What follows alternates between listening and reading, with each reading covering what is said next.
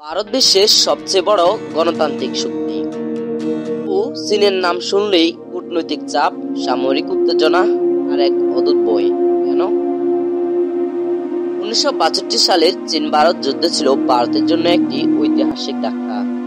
গুয়াহাটির সীমান্তে চীন হঠাৎ আক্রমণ চালায় এবং ভারতীয় সেনারা পর্যাপ্ত প্রস্তুতি ছাড়া যুদ্ধ করেন।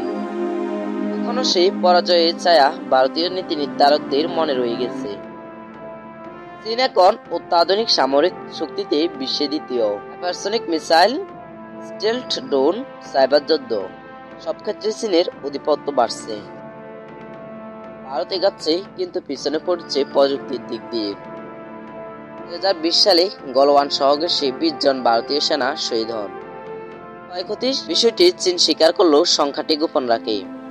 এই সংঘর্ষ ভারতকে মনে করিয়ে দেয় সীমান্ত এখনো অশান্ত, বিপজ্জনক। চীন কৌশলে ভারতের চারপাশ ঘিরে ফেলছে। নেপাল, শ্রীলঙ্কা, পাকিস্তান সব দেশেই চীনের বিনিয়োগ, বন্দর, রাস্তা, এমনকি সামরিক ঘাঁটিও। এটা স্ট্রিং অফ পলস কৌশল, যাতে ভারতকে চাপে রাখা যায়। ভারতীয় বাজারে এখনো মেড ইন চায়না পণ্য ভরা। মোবাইল, পাট, ইলেকট্রনিক্স, অসংখ্য খাতে ভারত চীনের উপর নির্ভরশীল। বিকল্প খোঁজা শুরু হলেও নির্ভরতা এখনো শেষ হয়নি। চীনকে ভয় নয়, ভারত দেখে একজন নীরব শক্তিশালী প্রতিদ্বন্দ্বী হিসেবে।